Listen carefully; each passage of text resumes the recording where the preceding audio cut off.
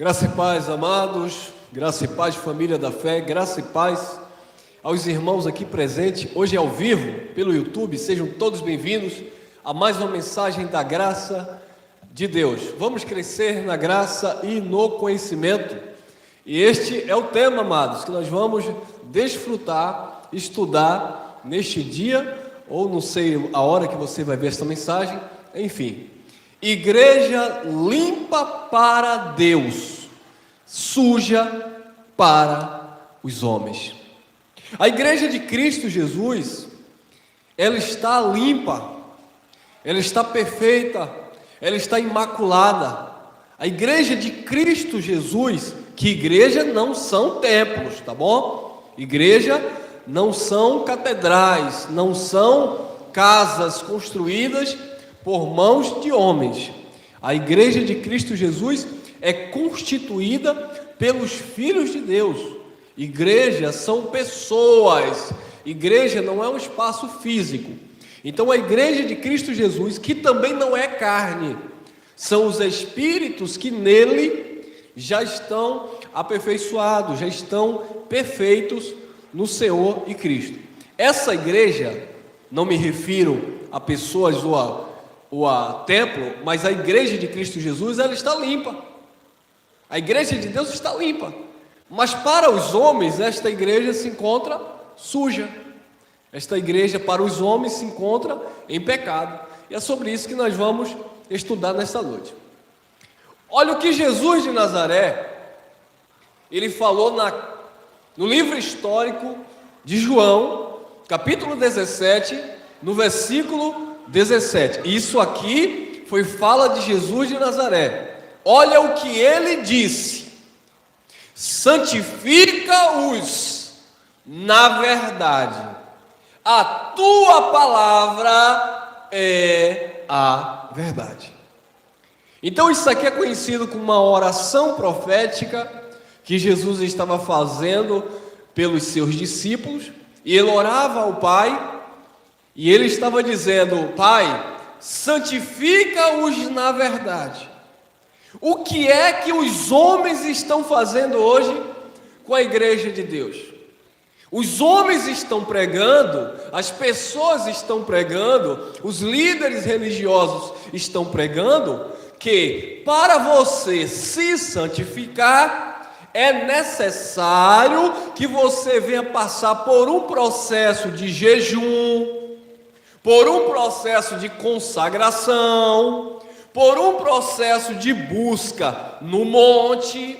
É necessário você passar por um processo de purificação, por uma busca inconstante, incessante, por aquilo que é místico. Ou seja, você precisa ir nos montes, você precisa ir nos grandes congressos de avivamento, você precisa estar todos os dias nos templos religiosos, onde eles chamam de casa de Deus, mas isso não é verdade. Isso é a igreja dos homens. A igreja de Deus, para os homens, ela está ainda suja, porque ela precisa ainda ser lavada pelo voto, ser lavada pela campanha do pastor, ser lavada pelas 7 voltas sobre o muro de Jericó, porque o muro de Jericó caiu. E hoje, no século 21, os crentes estão dando volta em um muro invisível. O Golias de Davi já caiu, mas os crentes evangélicos estão até hoje jogando pedra no Golias de Davi.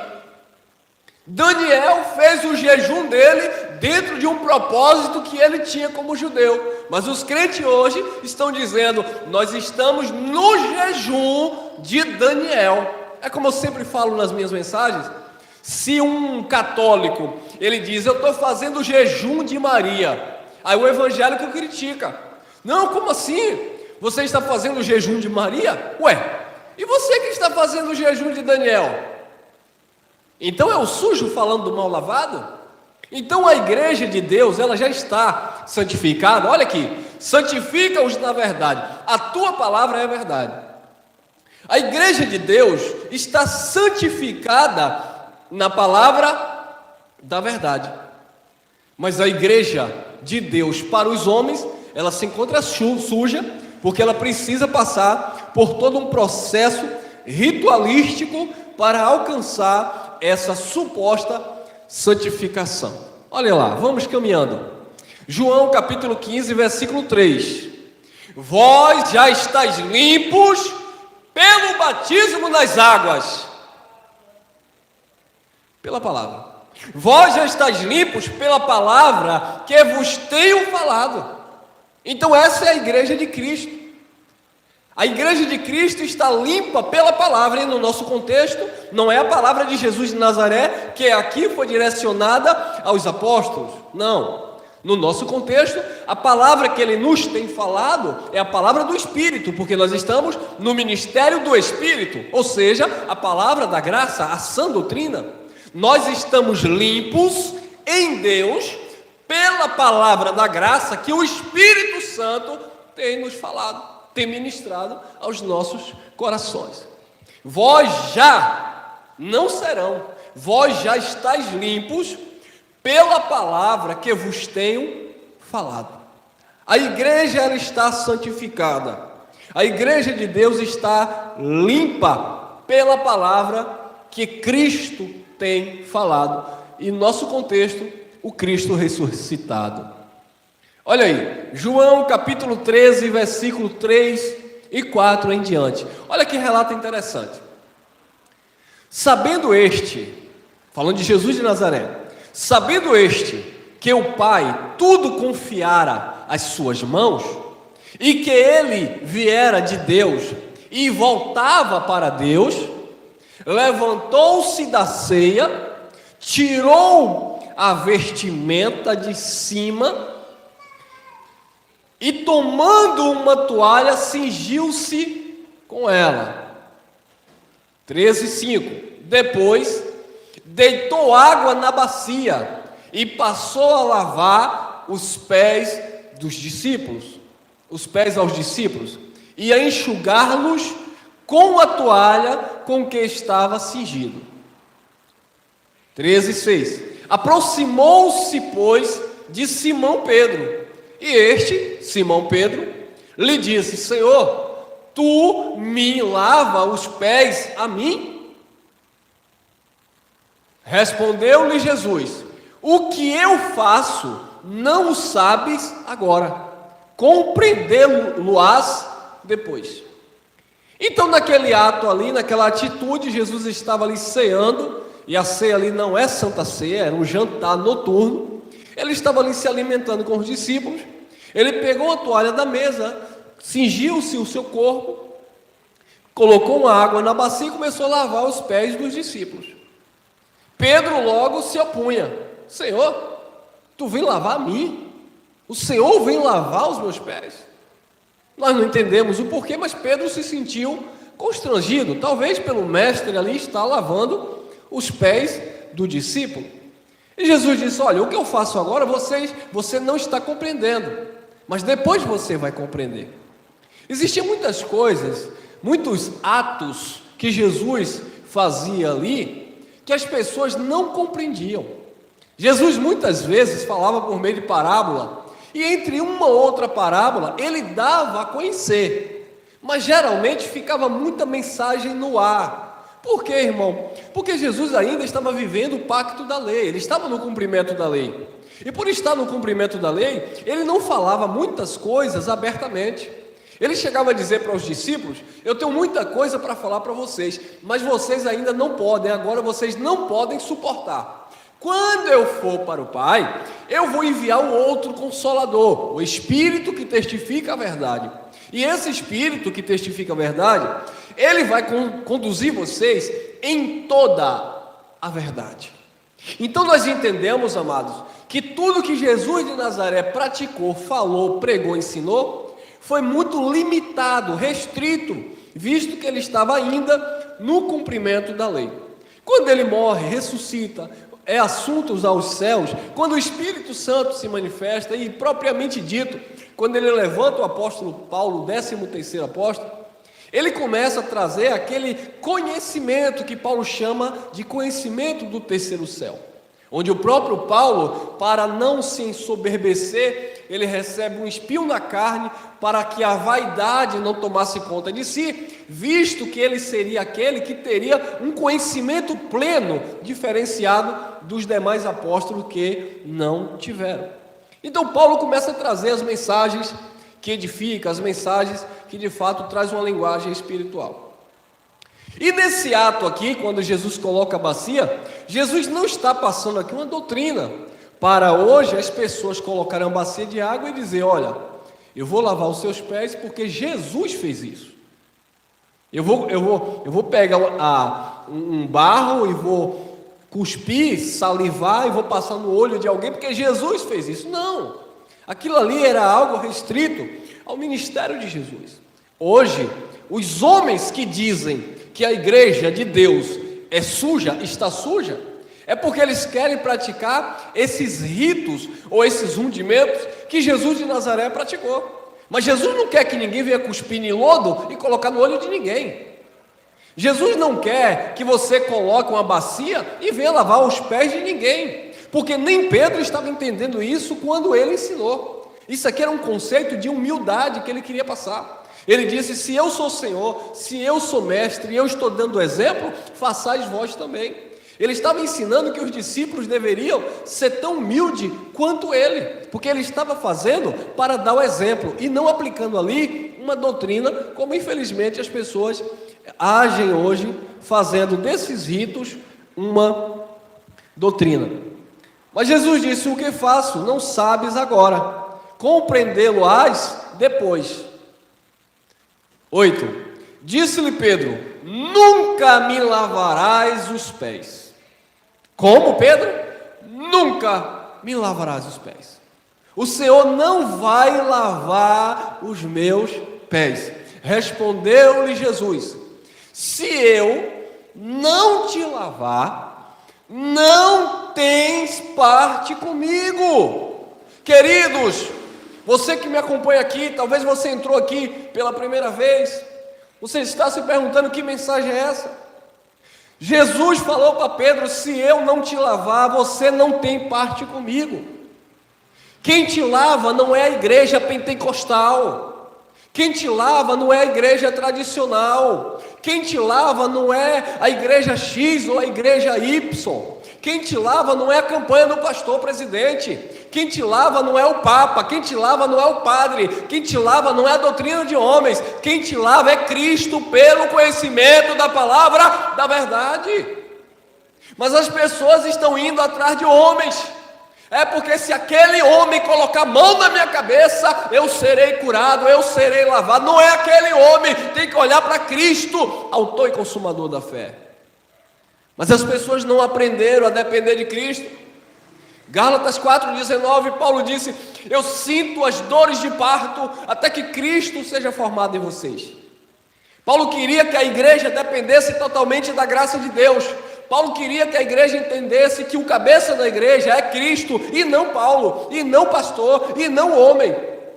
Mas infelizmente, assim como na época de Paulo, há hoje na nossa época pessoas que não se contentam, que não creem na palavra da verdade que santifica e que purifica, mas que precisa passar por um rito de homens, onde eles colocam: aqui é a porta da libertação, se você passar por essa porta, você será liberto.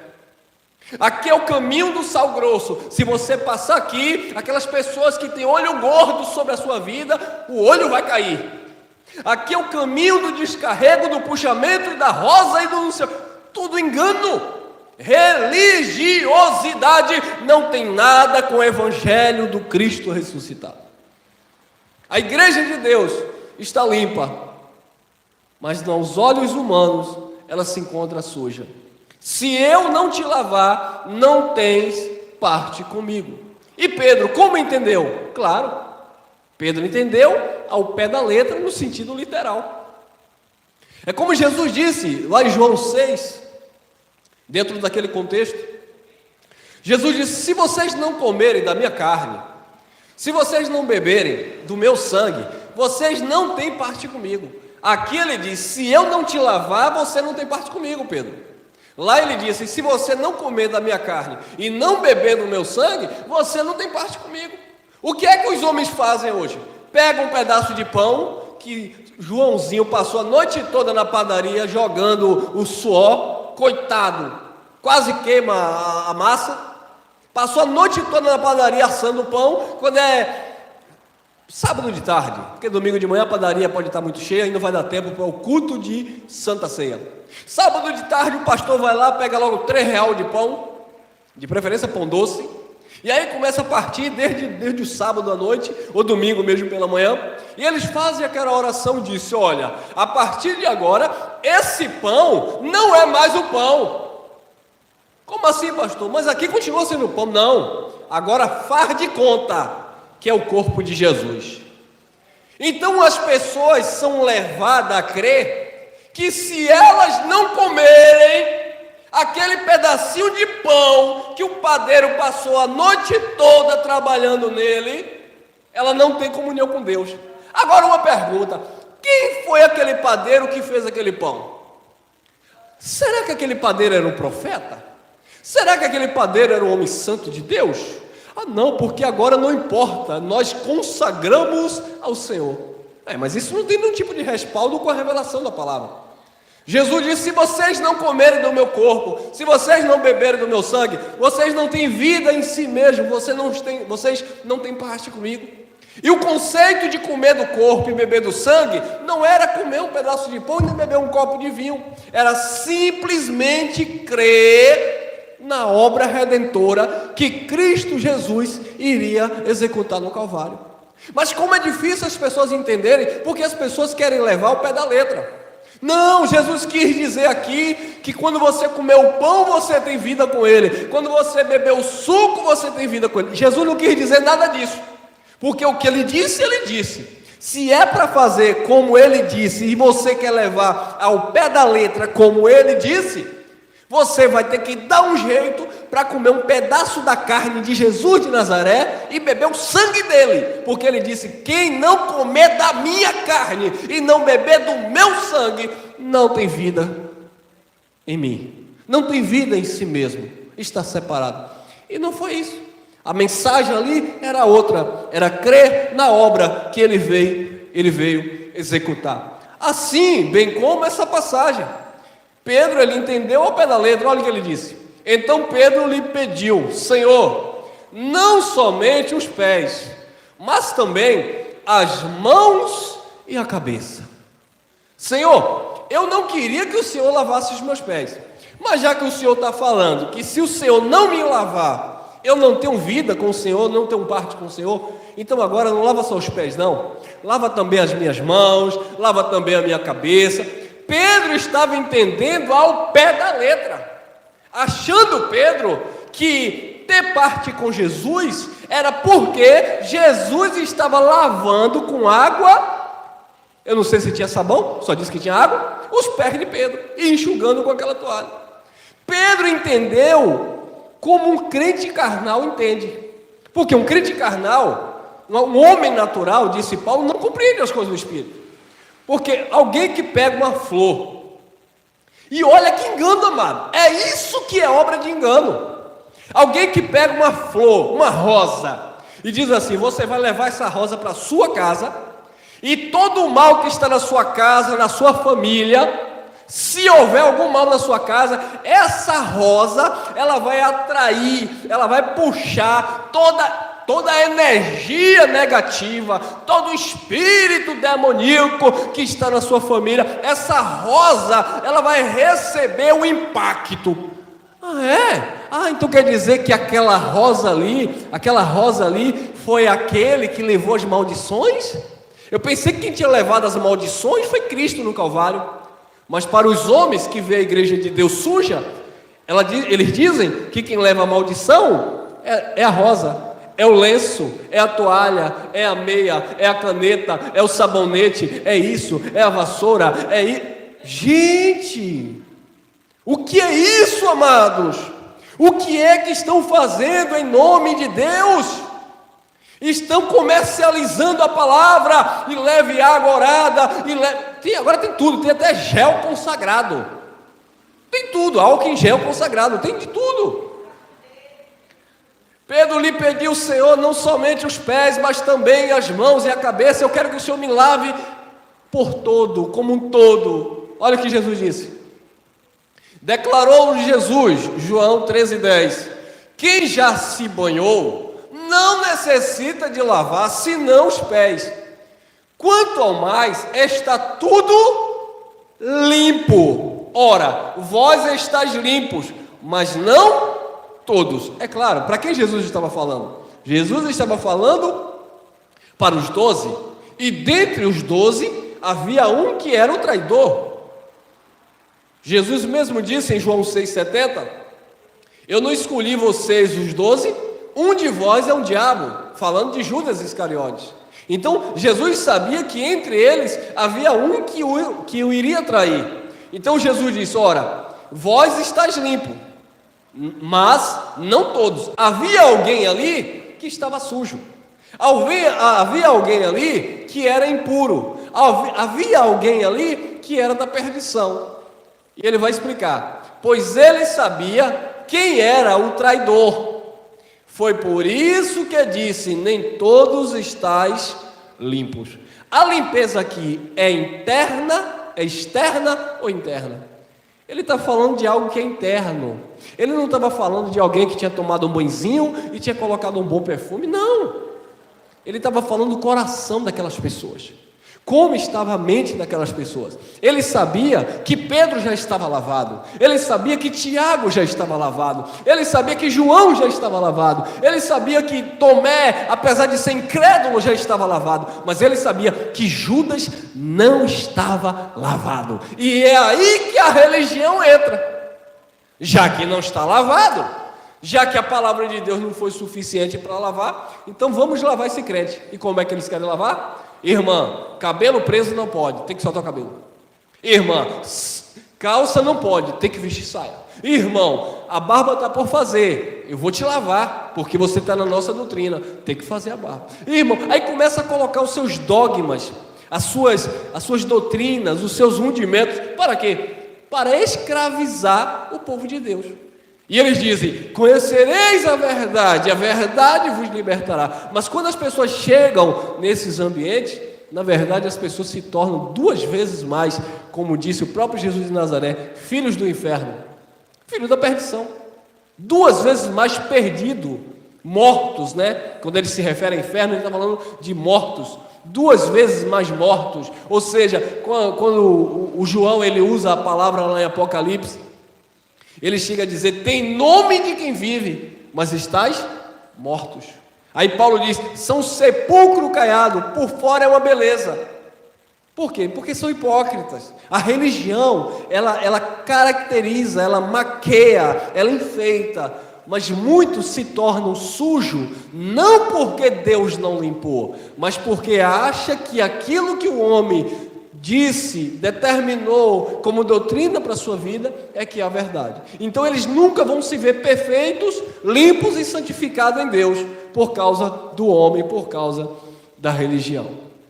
Hebreus capítulo 10, versículo 22. Olha o que o apóstolo Paulo disse, olha lá. Cheguemo-nos com verdadeiro coração, em inteira certeza de fé. Chegar a Ele com verdadeiro coração. Não pode ser com fingimento, não pode ser com hipocrisia. Com verdadeiro coração, em inteira certeza de fé. Não é certeza daquilo que eu vou fazer, não é certeza das minhas obras, não é porque eu pago o preço, não é porque eu me esforço, não é porque eu leio a palavra, não é porque eu estou em consagração, em jejum, em dedicação não, é inteira certeza de fé. Eu creio, eu acredito, eu tomo essa palavra como palavra de Deus para a minha vida, em inteira certeza de fé, tendo o coração, e o coração aqui é a mente, tá bom? O coração aqui não é o órgão que bombeia o sangue, tendo o coração purificado de quê? Olha lá, dá mal o quê? Consciência. A consciência é no coração que bombeia o sangue? Não, a consciência é na mente. Então o coração aqui é a nossa mente. E a palavra diz que nós temos a mente de Cristo Jesus. E de fato, quando somos ministrados pelo Espírito, a mente ativada vai nos fazer ver além das fronteiras da religião. A religião, ela consegue enxergar Deus por um vasculhante, por uma brecha, por uma fechadura. A graça de Deus nos faz enxergar Deus na sua magnitude, na sua grandeza, na sua essência, na sua excelência.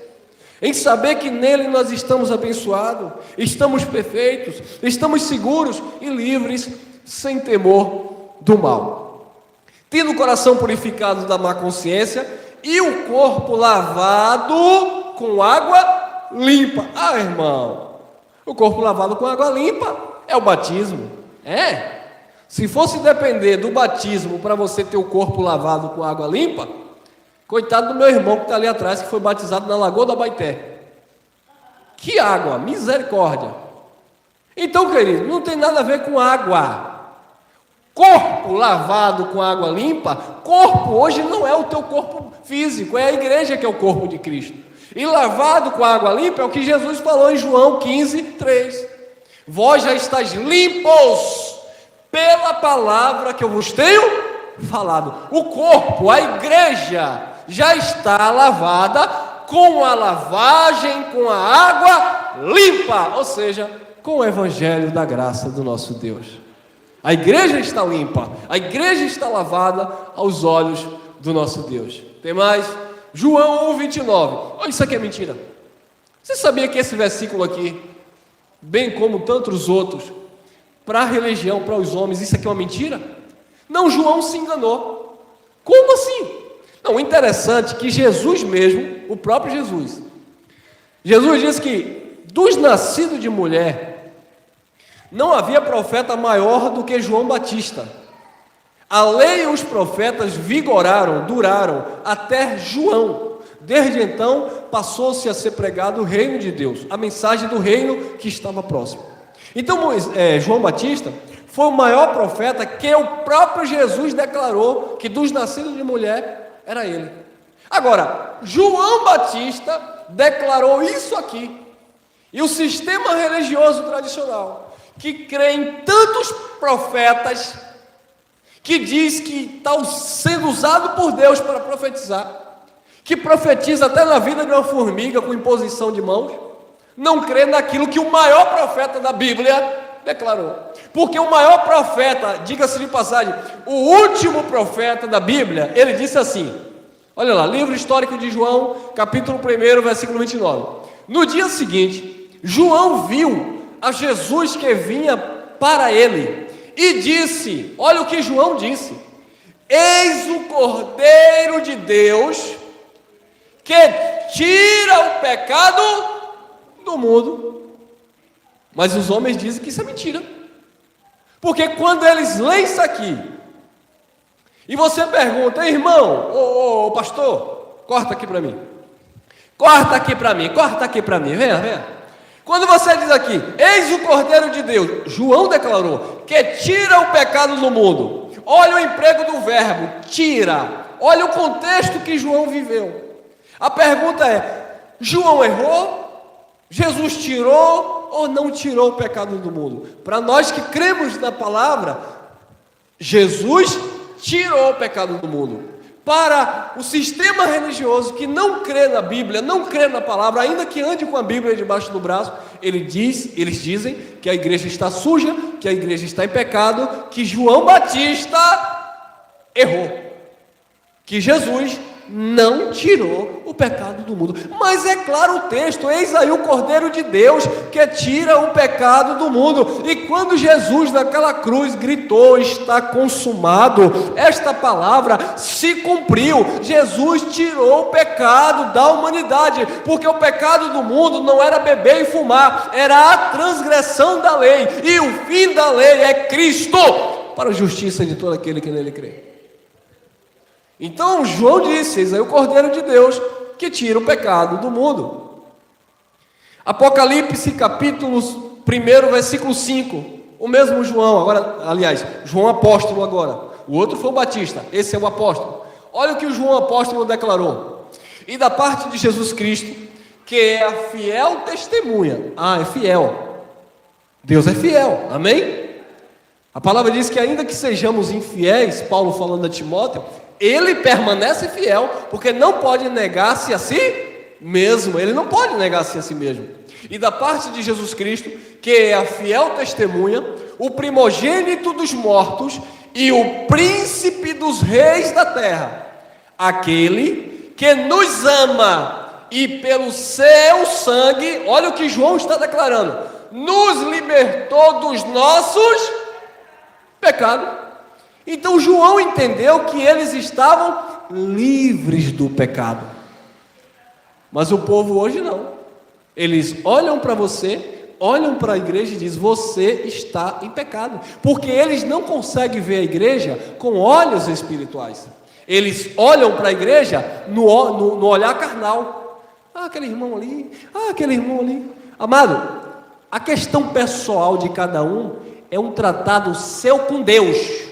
Você vai ter que ter consciência do que é certo, do que é errado, daquilo que te faz o bem ou aquilo que te faz o mal, e você decidir, porque o culto é racional, você tem uma racionalidade, você tem um entendimento. Por isso que Paulo disse: tudo me é lícito.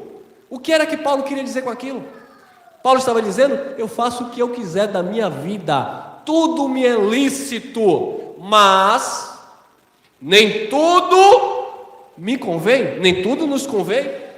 Tudo me é lícito, mas eu não me deixarei ser dominado por elas.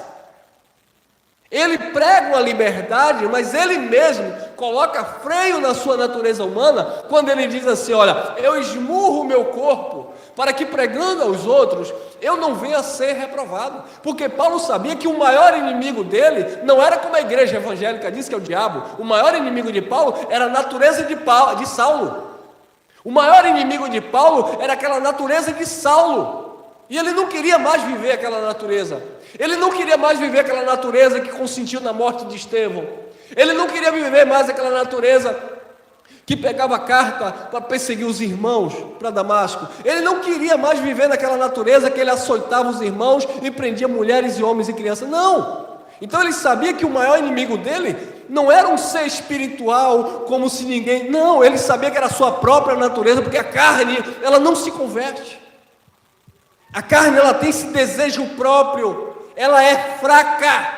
Por isso que Jesus disse: orai e vigiai, porque o espírito está pronto, o espírito está perfeito, mas a carne é fraca.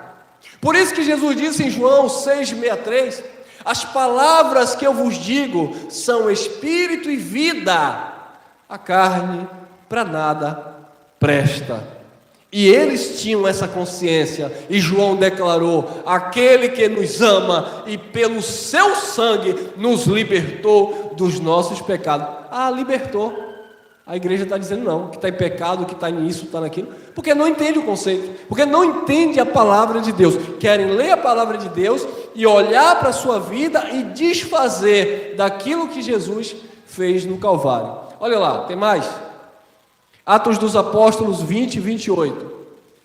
Cuidai, pois, de vós mesmo e de todo o rebanho, sobre o qual o Espírito Santo vos constituiu bispos, para apacentardes a igreja de... A igreja de Deus aqui, porventura, era uma placa denominacional? Era um templo religioso? Não. Para apacentardes a igreja de Deus, que Ele adquiriu com o seu próprio... Ele adquiriu ou ainda vai adquirir? Adquiriu. Ele resgatou ou ainda vai resgatar? Já resgatou. Ele perdoou ou ainda vai perdoar? Já perdoou. Ele santificou ou ainda vai santificar? Já santificou. Ele salvou ou ainda vai salvar? Já salvou. Porque todas as coisas convergem em Cristo Jesus, que é o cabeça de todo o principado e potestade. Então a igreja de Deus, ela está limpa, mas para os homens ela ainda se encontra suja, precisando ser lavada. E para ser lavada, nós sabemos muito bem o que é que eles querem. Talvez você consiga lavar aí com o teu salário no final do mês. Talvez você consiga se lavar com as tuas ofertas e sacrifícios no pseudo dos altares. Talvez você consiga até lavar isso se você for um fiel dizimista e ofertante. E não esquecer de participar dos desafios com Deus. Olha aqui, olha aqui, olha que coisa, amado. E nós que somos os hereges, nós que somos... Para com isso, amados. Olha lá. Hebreus 10:10. Vamos lá. É nessa vontade dele que temos sido santificados pela oferta consagrada no altar do 13º salário do final do ano. Não, hein? Não. É nessa vontade dele que temos sido santificados pela oferta do corpo de Jesus Cristo, feita uma vez para todo sempre. Eu aceitei Jesus. Aí roda o muro de Jericó, joga pedra em Golias, desce Zaqueu da figueira, e o sangue, a mulher do fluxo de sangue, e aí sai pegando os personagens bíblicos, desafio de Gideão, voto de Davi, BBB bababá, sacrifício de Isaac, vive 10, 20, 30, 40 anos, dando volta, como aquele povo quando saiu do Egito.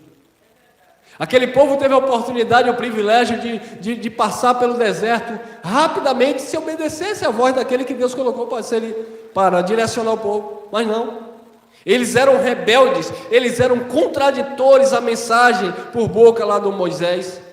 E assim tem sido o povo hoje, ao invés de estarem descansando no Senhor, estarem em paz com Deus, reinando em vida, sabendo que, porque é isso que a palavra da graça de Deus nos ensina. Todas as coisas vai cooperar para o teu bem, você ama Deus, descansa nele e confia nele. Fica em paz, Ele tem o controle da tua vida, Ele tem um controle, não adianta, sabe, inquietar a tua alma, porque não é com a tua ansiedade, não é com o teu dinheiro, não é com a tua fama, não é com as tuas amizades, que você vai conseguir nada. Deus é diferente dos homens, Deus não é mercadoria para você barganhar, para você comprar, para você desafiar, não, Deus não é isso. Deus está além de tudo isso. Deus não é um objeto, Deus não é uma coisa, Deus não está na caneta, Deus não está em um copo com água, Deus não está em um grão de feijão. Isso é mentira, engano da religião. Mas irmão, se você falar isso, a obra de Deus vai acabar. Não acaba, porque a obra de Deus é isso aqui, ó.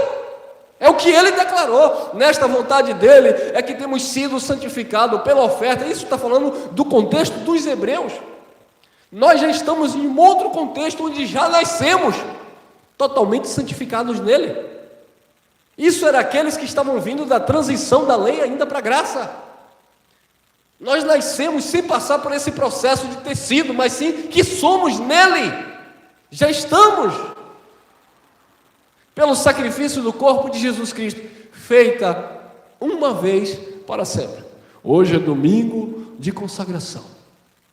Semana que vem, hoje é busca de libertação. Semana que vem, hoje é busca de cura pelo marido. Semana que vem, hoje é busca de libertação pela filha que está com a pombagira. Vai conversar com a sua filha? Vai dar conselho à sua filha? Ensina a sua filha o caminho que deve andar? O marido está drogado? O marido está com a cara cheia de cachaça? Manda fazer tratamento? Mas não vai colocar isso como doutrina de Deus, que Deus não tem que resolver essas coisas. É claro que Deus age, liberta, transforma e cura esses sintomas que para Ele não significa nada. Mas a obra de Deus não está nessas coisas.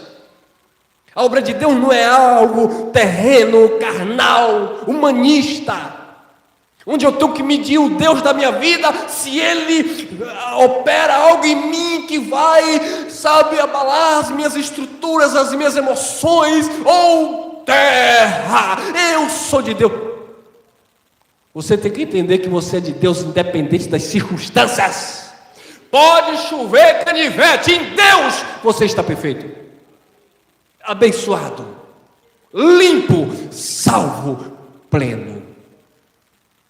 Mas e os problemas? Todos temos. Ou me mostre aí se a chuva cai para um e para outro não. Foi Jesus que disse: o sol nasce para todos e a chuva também cai para todos, para bons e maus, justos e injustos. Ah, por quê? Foi isso que Asaf no Salmo 73: inútil é purificar as minhas mãos, limpar o meu coração, inútil é servir a Deus, porque quando eu olho para o ímpio, eu vejo a prosperidade, até no seu sepultamento eu vejo alegria, mas eu estou aqui deprimido, mas eu estou triste, porque quando eu olho para o outro, parece que a grama do outro é mais verde do que a minha. Olhe para si mesmo e olhe para aquele que te contempla e te fez perfeito. Olhe para as tuas limitações e não olha para aqueles que estão vencendo. Olha para aquele que já te fez mais do que vencedor. Olha para aquele que te dá graça. Olhe para aquele que deu não para Paulo, mas não abandonou Paulo. Senhor, tira de mim esse espinho, tira de mim esse espinho. Não, a minha graça te basta. O meu poder se aperfeiçoa na tua fraqueza. Ô irmão, estou fraco. Que bom que você está fraco, para que você venha depender da graça de Deus. Porque quando você se sentir forte demais, eu não preciso de Deus, eu me viro só, e aí quebra a cara. Se eu não limpar vocês, disse Jesus, vocês não têm parte comigo. 14. Pois com uma só oferta tem aperfeiçoado para sempre os que estão sendo santificados. E o que santificava? A palavra.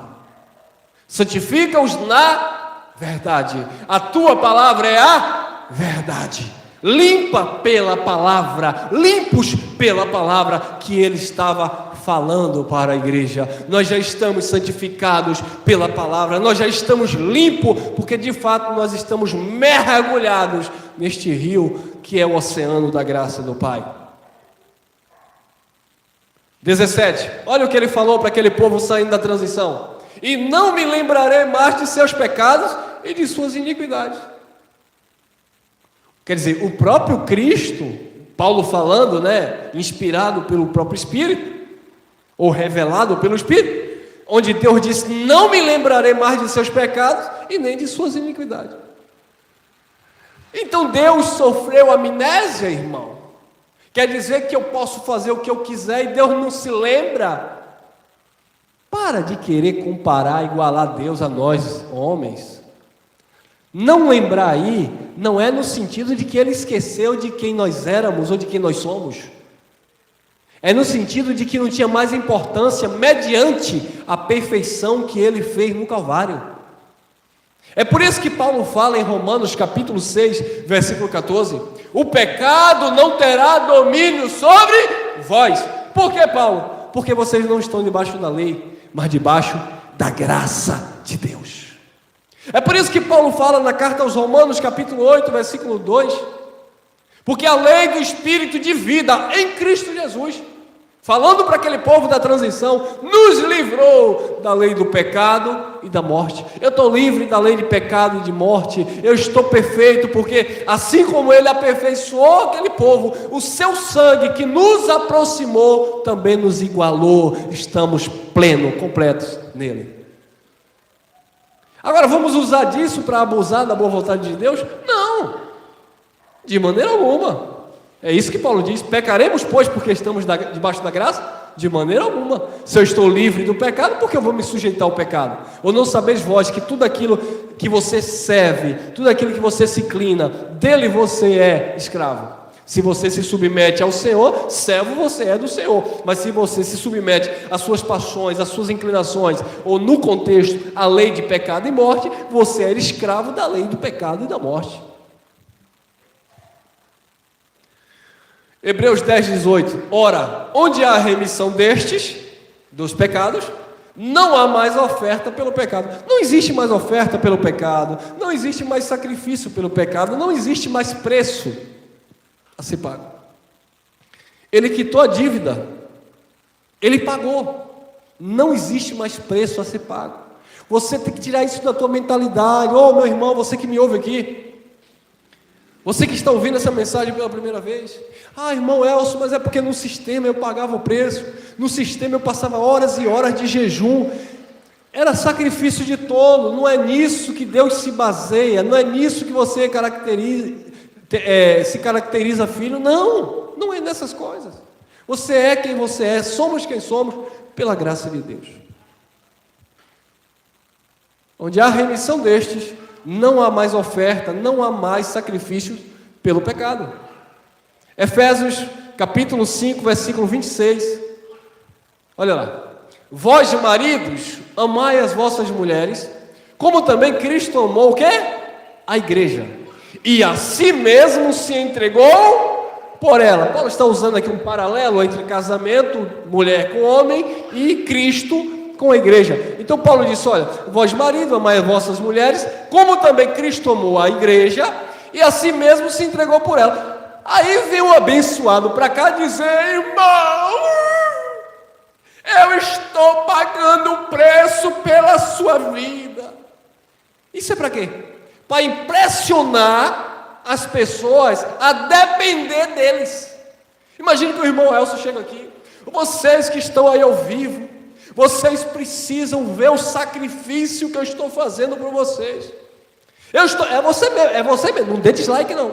É você mesmo, eu estou pagando o preço pela sua vida espiritual. Se eu não cobrir a sua vida espiritual, você está perdido. Isso é uma mentira, irmão.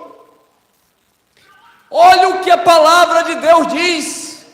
Como também Cristo amou a igreja, a si mesmo se entregou por ela. Quem se entregou pela igreja foi Cristo, não foi o pastor presidente. Outro dia eu vi um aí anunciando, só eu e Deus é quem sabemos o preço que eu pago por vocês, e muitas vezes vocês não entendem. É mentira, irmão, que homem nenhum paga preço. Uma coisa é você se importar com vidas, uma coisa é você dar uma atenção às vidas, uma coisa é você ajudar, aconselhar dentro da palavra, orientar. Outra coisa é pagar o preço que só Cristo pagou e só Ele se entregou por ela. O resto é tudo mercenário. O ladrão veio roubar, matar e destruir. Ele disse, eu sou bom pastor que dá a vida pelas ovelhas, e no nosso contexto, pela igreja. 26, a fim, por que ele se entregou pela igreja? Por quê? A fim, ou com o intuito de santificar, tendo-a purificado com a lavagem da água pela palavra. Olha aí que coisa linda, irmão. Só esse versículo aqui nos enche de graça. A fim de a santificar, tendo-a purificado com a lavagem da água pela palavra. Pela palavra, você está limpo. Não deixe ninguém dizer o oposto disso para a sua vida. Não seja escravo de homens. 5:27 Efésios, para apresentá-la a si mesmo, igreja gloriosa, sem mácula, nem ruga, nem qualquer coisa semelhante, mas santa e irrepreensível. Este foi o propósito do sacrifício do Calvário, para limpar a igreja, para purificar a igreja, para aperfeiçoar a igreja, para santificar a igreja. Esta é a igreja de Cristo que se encontra nele, perfeita. Para os homens, suja, imunda, pecado.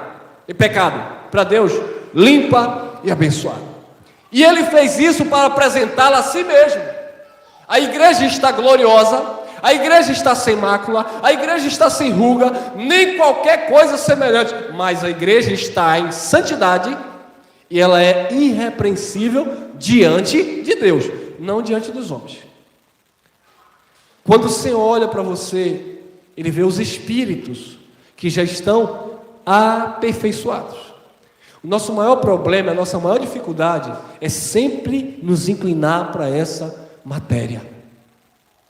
É nos achar indignos, miseráveis, falhos, pecadores. Sim, natureza humana que se inclina, que erra, mas você tem o Espírito, e o Espírito ele vai te ensinar, o Espírito ele vai te conduzir. Não é o homem, não é o pastor, não é o líder, é o próprio Deus na sua vida. Aquele que se une ao Senhor se tornou um só espírito com o Senhor. Deita e durma e fique em paz com Deus. Descanse inteiramente na graça do Pai. Encerramos aqui, olha lá, Colossenses 2:10. Colossenses 2:10. E estais pecadores nele, perfeitos. Você não está pecador nele, você não está impuro nele, você não está imundo nele, nele você está perfeito. E estais perfeitos nele, que é a cabeça de todo principado e potestade. Amém? Você está perfeito nele, porque ele é a cabeça de todo principado e potestade. Guarda essa palavra no teu coração. Se essa palavra te edificou, compartilhe aí, se inscreva no canal e faça essa palavra correr, para que outras vidas, para que de fato os filhos de Deus venham entender que nele nós estamos perfeitos. Graça e paz.